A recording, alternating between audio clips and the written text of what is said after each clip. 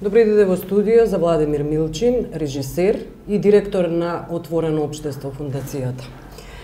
Господин Милчин, денеска го правиме ова интервју кое се поклопува со протестите и всушност и на минатонеделните протести вие и Фрчковски, Ато Кабранов и еден неидентификуван извор близок до Заев беа обвинати, бевте сите обвинати дека стоите зад овие протести. И токму заради тоа го правиме, велам, и денеска ова интервју. Добро, мислам, супер што имам алиби дека сум бил овде во, нели, во студиото на Нова ТВ. Но тоа не ве спречува да организирате заедно со непријателите. Да, оддалеку тоа телепатски го правам, нели? Сушност обвинението попрецизно уште беше дека била одржана некаква тајна средба, нели? На која сме биле јас, Фрчко, Кабранов и тој неидентификуван функционер близок на лидерот Зоран Заев. И тоа беше сушност втората од ноторните лаги што беа лансирани од оние кои говорат под команда на ВМРО-ДПМН. Првата лага беше дека фондацијата, односно Милчин, ја финансирале дебатата организирана од СДСМ, значи тоа беше првата. Втората беше тајната средба. Третата, мислам дека се појави вчера, дека некакви големи средства, тајни средства, легнале на моите сметки. Знаете како, држава како Република Македонија, во која власта има со закон утврдени механизми да ги контролира приливите на пари од надвор, предпоставувам дека да беше ова вистина, ќе каже од каде, колку и така натаму и така натаму. Не, ова е всушност една кампања во низа која, колку што јас можам да се сетам, оваа последнава фаза почна по она анализа на говорите на Никола Груевски, што беше направена од МВО инфоцентарот. Тогаш се јави прво ВМРО-ДПМН и сега ова е во низа. Ако дам поназад, тогаш ова е де факто дел од една кампања која почна еден месец по самитот во Букурешт. Ако си спомнувате, тогаш во Holiday Inn организиравме една дебата на која говореа некои 5-16 што интелектуалци, што политичари.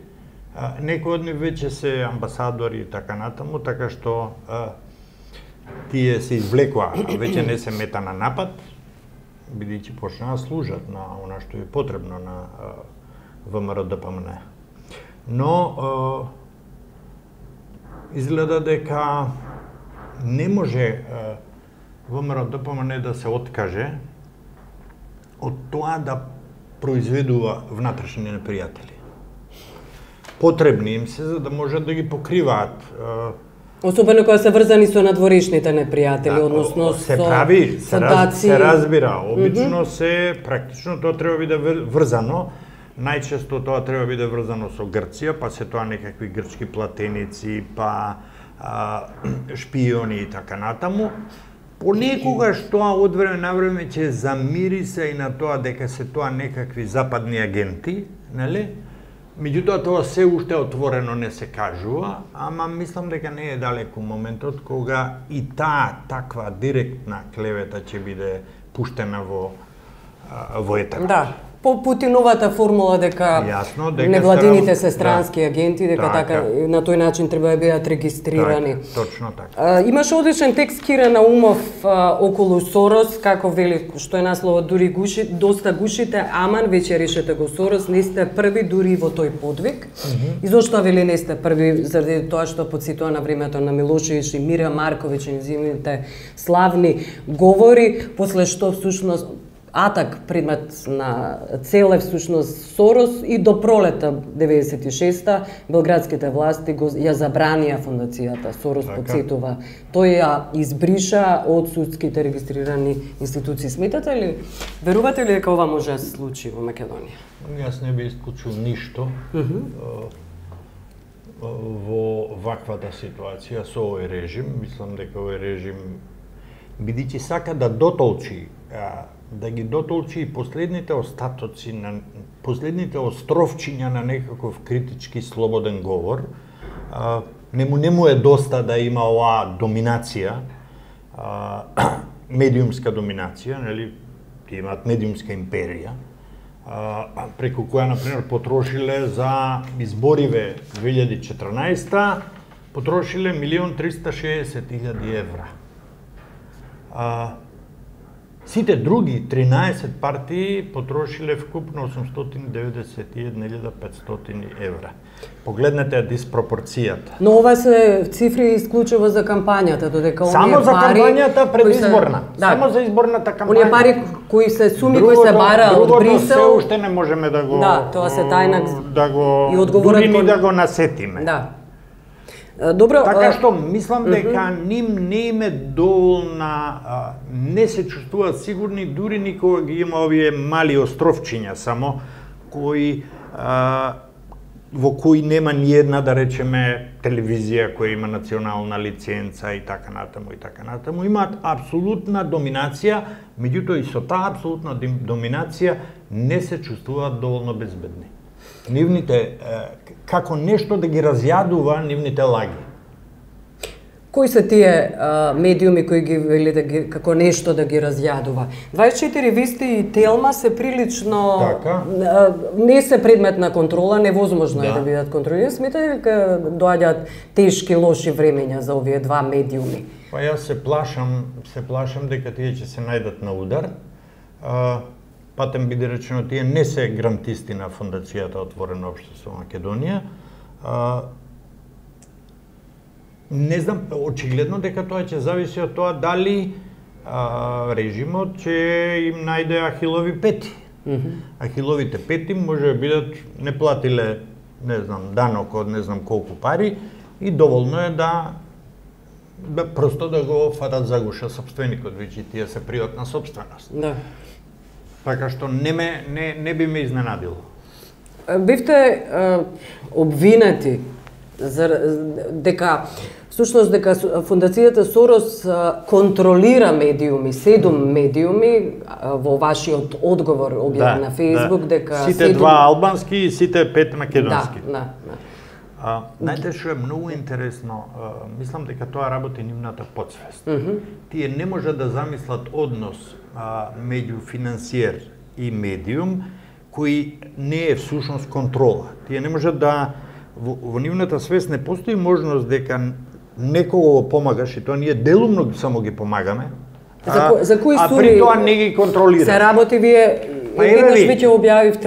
Ние еднаш објавивме веќе еден детален приказ за 2013. Јас сега тој детален приказ него носам, тој е објавен и во Фокус и во Словен печат. Меѓутоа во 2013 Фондацијата за поддршка на медиумите од било кој вид, печатени, интернет и така натаму, вложила 393.479 евра. Вкупно. Тогаш беа повеќе од 7 медиуми.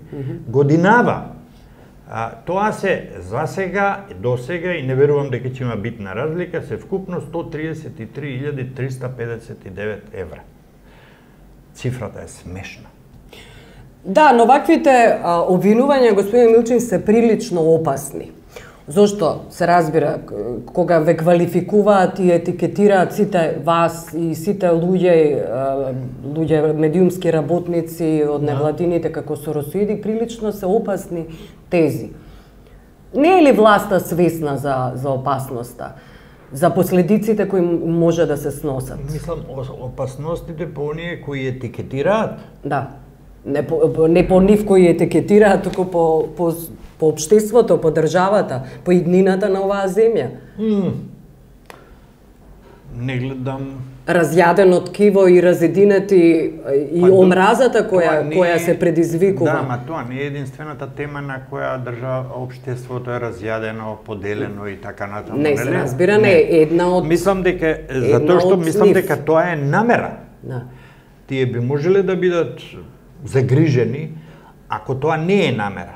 Ако е, да речеме, тоа, како би рекле тоа, collateral damage, нели, ако тоа секундарен ефект. Не, јас мислам дека тие одат по логиката раздели па владај. Општеството е поделено, погледнете, да речеме на етнички план. Општеството е поделено единствено што соработува или барем кохабитира е врвот, власта.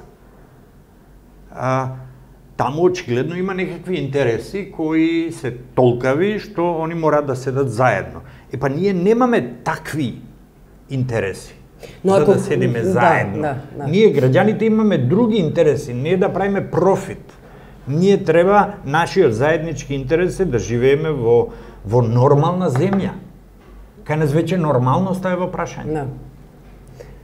Кога велам за опасноста, кога ве прашувам, погледнете ги само говорите на премиерот Груевски, кога споменува, кога бара 62 пратеника за да не бидат уценувани, кога споменува од македонскиот блок, неколку луѓе кои постојано, кои сушност се етикетирани претходно во Курир и сличните пропагандни медиуми, провладени медиуми, како соросоиди. Токму заради тоа го ставаме акцентот. И потоа вчера, во својот повик, апел за ненасилство, најднаш вели дека во државата нема никој кој посакува или поттикнува насилство.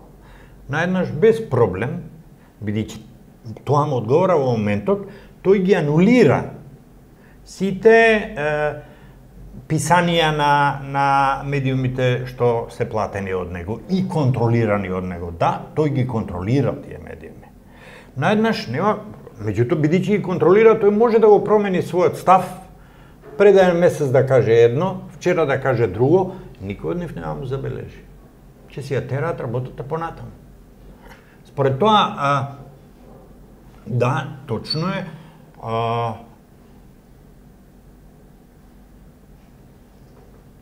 како можеше да се случи? Како можеше да се случи обвинителката во завршениот збор на процесот Монструм да изговара онакви пиромански обвиненија? За кои очигледно нешто работи тука, јас не знам, може би да, може би тие се убиците. Меѓутоа, ние не чувме вистински докази. И што е сега, недостигот на вистински докази ќе го компензираме со мотиви кои ги инсертираме внатре, што би рекле монтажерите. Според тоа, да, точно е, очигледно е дека они продолжуваат со таа линија на прво, на стратегијата е подели па владај, второ, најди внатрешни непријатели, полесно е за сега да се обвинуваат внатрешните отколку надворешните, пак светот под наводници се разбира, непријатели, освен Грција, на која веќе сите навикнавме дека таа ни е непријател. Потаму тоа не се оди, затоа мислам дека ова е една релативно комотна за сега етикета, односно обвинување дека соросоидите се криви за се, која останува внатре во Македонија. Не мислам дека тоа ќе може да трае бескрајно. Што значи тоа дека не може да трае бескрајно? Па мислам прво мислам дека нема да може да остане нешто што ќе биде познато само во Македонија. Ова што сега се случува, повторно ќе ги заврти, ќе го привлече вниманието кон Македонија. Беше едно време заборавена така како некоја тера инкогнита. И тоа што сега се случува е премногу сериозно, и мислам дека интересот на меѓународната заедница повторно ќе се заврти кон Македонија и ќе се испитаат улогите кој што игра во оваа држава. Кој пали пожари, а кој гаси пожари. И кој се прави дека гаси пожари, а сушност остава жарчиња кои повторно може да се расплантат. Тоа е една варијанта. И тогаш приказната за соросоидите нема може да функционира веќе. Втора варијанта е нема може да трае бескрајно, затоа што ако сите овие лажни обвиненија треба да повлечат некаков потек, тогаш веројатно ќе дојдеме до таа ситуација, нели, тоа ќе биде некаков путиновски божем закон,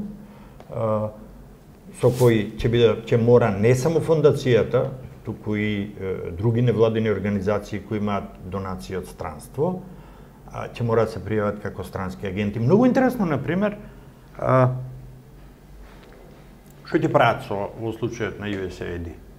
USAID е исто еден од донаторите кој помага организации на граѓанското општество. Во Русија беа протирани. Така. Ама во Русија USAID не помагаше проекти на владата, овде помага. Значи што е, кога помага проекти на владата, тогаш е во ред. А кога помага проекти на граѓанското општество, тогаш е сомнително. Тој вид на двојност е многу тешко да се одржи на подолг рок. А не мислам дека им е лесно да повлекуваат такви радикални потези. За сега. Да. Ајде, на крај ве молам една анализа што ќе се случува во септември. Ако знаеме дека повиците на СДСМ се за техничка влада, Груевски прилично е резолутен, одлучно вели дека не доаѓа во предвид, дури и под прашање, имаше новинарско прашање, дури и ако ги изгубиме преговори, односно препораката за преговори, тој рече не доаѓа предвид техничка влада. Може ли меѓународната заедница да изврши притисок и кон кого? Дали кон власта да се формира таква техничка влада или кон позицијата да се врати во парламентот? Не гледа можност меѓународната заедница да врши притисок само на едната страна. Ако врши притисок, ќе врши притисок на двете страни и тој ќе личи веројатно на урнекот од 2001. Не гледам зашто Груевски би се загрижил за загубената препорака. Во крајна линија, дефинитивно ми е јасно, не сега, уште од пред неколку години, дека тоа што тој ветува на Европа и на Соединетите Американски држави е само веќавање. И дека нему влегување во НАТО или почнување преговори со Европска Унија не му е пријатна работа со оглед на тоа што тој тоа не го сака, со оглед на тоа што крилата малку ќе му бидат подсечени. Не ќе може баш вака да се владее, не ќе може баш вака да се трошат пари и така натаму и така. Не ќе може вака да се пумпа гласачката машина со примање нови и нови јавни службеници и така натаму и така натаму, така што ако тоа е заканата Македонија да изгуби препораката, мислам дека Груевски од тоа нема да се помести. Не мислам дека што велат старите дека ќе се заниша. Според тоа не очекувам во септември ништо драматично. Никаква драматична. Обично има најави дека ќе има пролетни промени во пролет или во јуни или во септември, дека секој доаѓање на некој нов самит, еве го и ги повиците на Ед Џозеф кој вели дека Македонија треба да биде дел од НАТО, токму поради заканата од дестабилизација. Но тоа е многу малку остварливо. Јас мислам дека тоа е многу малку остварливо. Не мислам дека во септември може да се случи драматичен пресврт во односот на НАТО, некаква битна промена која би просто би ја принудила Грција да замолчи, нели, и да не става вето и би ги натерала другите да го прекршат принципот на клупска солидарност во ситуација кога ми се чини дека ним клупската солидарност им е многу потребна. Они имаат Украина. Таму им е потребна солидарност, а таму се ниша. Така што,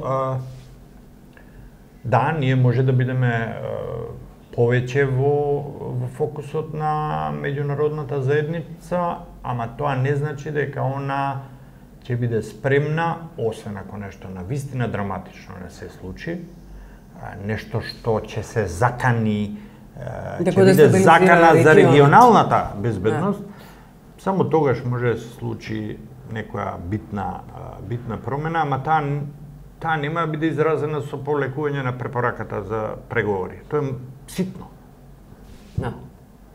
Добро, јас благодарам што бевте гости.